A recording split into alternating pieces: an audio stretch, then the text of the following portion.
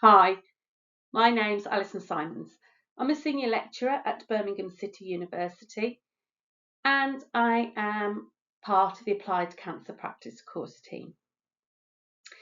We get a lot of prospective students ask us about studying an online module. How does that work? What does that entail? What does that look like for them, particularly if you've never studied an online course or online module before. So we've put together this short video that hopefully will be helpful in you understanding what an online module on the Applied Cancer Practice course looks like. The first question many prospective students will ask is, why should I study online? So it's very flexible in terms of you can work and study around your life and work commitments. It's very student-centred and student-led, and you study it part-time. It's taught by clinical and academic experts. There's lots of support available, and it's also less impactful for your service. So, for example, they don't have to give you every Wednesday off for the next 10 weeks, because as we know, that can be quite problematic in today's workforce. What is an online module? Well, the Applied Cancer Practice course modules are all completely online, and what that means is you do not need to attend campus at all throughout your study. Of course, you're more than welcome to if you want to attend campus or use the campus facilities. If you're local to Birmingham, you are more than welcome to, but there is no obligation to do so. When would you need to study? So our modules obviously start on specific days or dates rather. So you would need to find out which module you wanted to study and module start date and the assessment date. And so that's sort of the beginning of your study and the end of your study. So you'll know that the dates in between that, you'll be studying that particular module. So from the module start date, as long as you are fully enrolled, you can study whenever you want to. So all the module material is available 24/7. So there's no set date or time that you have to undertake any of the content or attend any lectures. And that will really help, hopefully, with your study leave. So as I mentioned previously, you wouldn't need every Wednesday off, particularly if you run a clinic on a Wednesday. That isn't going to happen, but you might be able to bunch up some study leave and take it in a block, or you might be able to have different study days off throughout the week, so Monday one week, Tuesday another week, etc. If you're lucky enough to obviously be granted study leave. How then will you study online? All our modules, we use an online platform called Moodle. So you will be able to access Moodle once you're fully enrolled. Now, the Moodle platform houses all the module content. You do not need to go anywhere else. That is your home, as it were, and you click on links within Moodle, which will take you to other places where you need to go. But ultimately, your base and your one-stop shop is the Moodle platform. So, for example, we have your key lectures on there, your supplementary lectures, podcasts, online reading lists, activities, quizzes, forums, etc. Where will you study? Wherever you want to. And everybody is different. Some people need a quiet area away from everybody else, or some people can study in their kitchen while life is moving on around them. And it really doesn't matter. It's entirely up to you. So as long as you've got Wi-Fi, and you might want to consider the security measures and firewalls, particularly if you're accessing from work, because the NHS in particular has quite stringent, rightly so, security measures. So you might need to talk to your IT team to allow them for you to access Moodle. The other thing you can do is, particularly like for the podcasts or even the lectures, you can watch your lectures on the bus on the way to work, on the train, or if you're walking the dog, you might want to listen to podcasts while you're on your run or doing your ironing and things like that. So it's really flexible in terms of where you'll study online. And that will be different for everybody. This is the biggie. What support's available for you? So just because you're studying a module online doesn't mean that you won't get support. The support is there for you, but obviously, as a grown-up, as an adult learner, you will need to access that or request the support because we haven't got a crystal ball, unfortunately. But if you want it, there's loads there. So we've got scheduled evening module webinars for each of our modules, usually about 4 to 5 of those in each module. They run from usually 7 till 8 in the evening, so that it's a little bit easier for people who are working shifts to be able to access that. And whilst they're not mandatory, we do recommend them, and we do love to see you there at the webinars. Now, you won't miss any particular new content or new teaching, because that's not what we do at the webinars. But what we can do is go over some tricky points, or anybody got any questions or something that they don't quite understand. We can revisit the assessment and other concepts that might be troubling or challenging for people.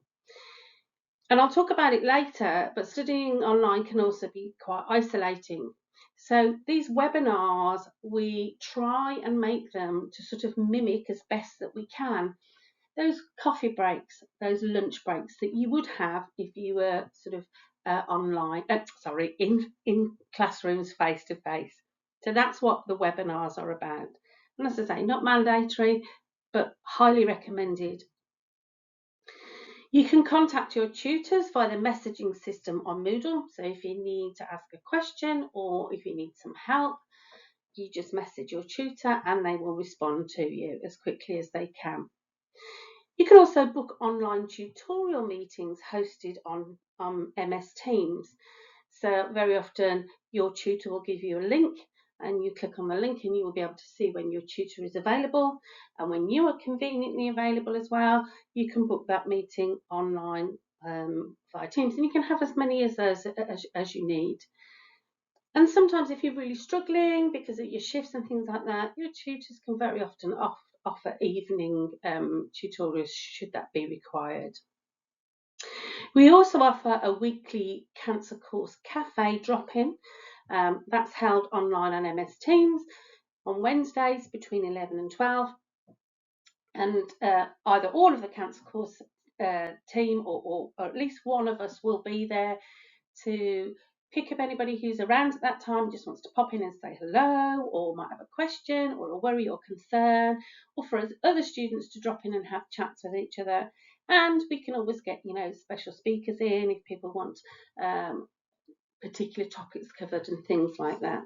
And there's one link, and it's for you regardless of what module you're on. That is for everybody on the Applied Cancer Practice course. So it's a really nice way of meeting other people that are also studying the same course as you, but maybe not the same module. You will have the same support available as any BCU student will have. But of course, you'll be accessing it in a different format. So you'll be accessing it online. But pretty much everything that's available for our face-to-face students, on-campus students, is available for our online students as well. So, for example, the library, our academic skills, our education skills, those sorts of things, our disability team is pretty much all available online now. So you'll get exactly the same support as anybody would do on campus. And I did mention here the cohort WhatsApp groups. Very often module cohorts tend to set up WhatsApp groups so they can keep in contact with each other and support each other as the module goes along.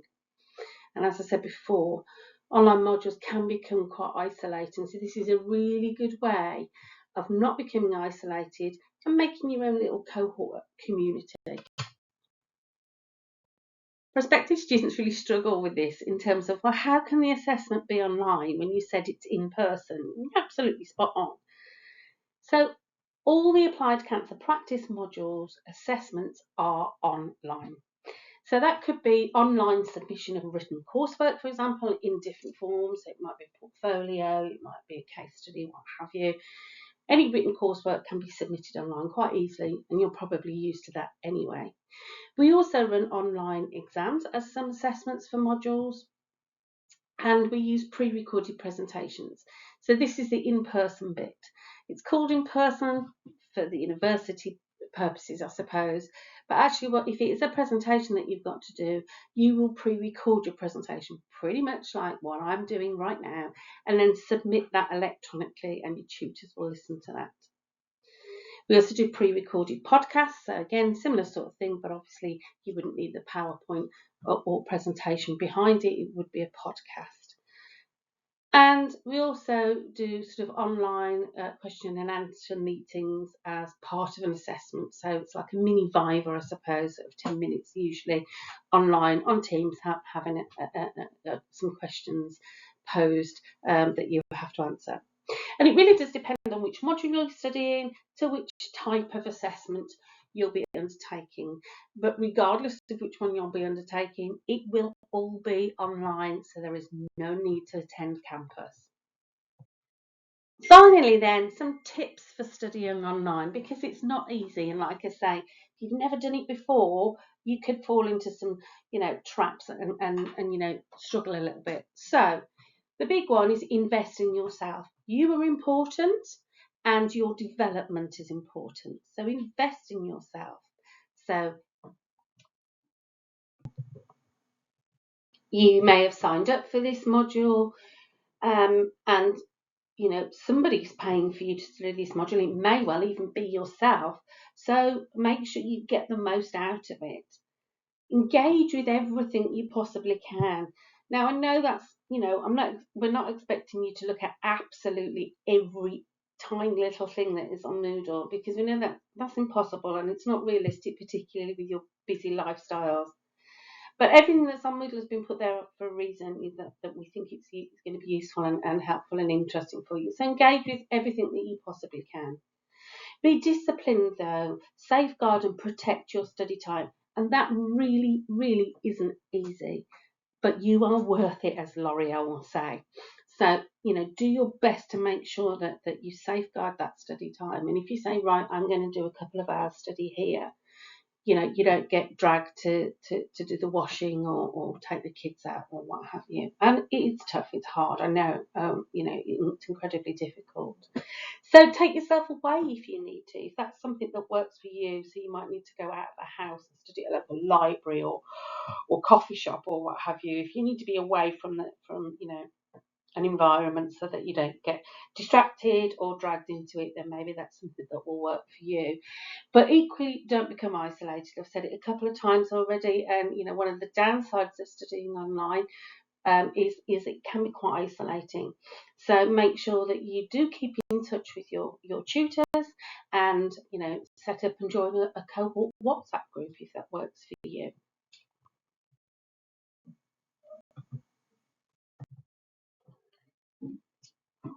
The last few things then. Just remember, online learning, online modules, 3 keywords. It's a pace, a place, and a time that suits you. See you online soon.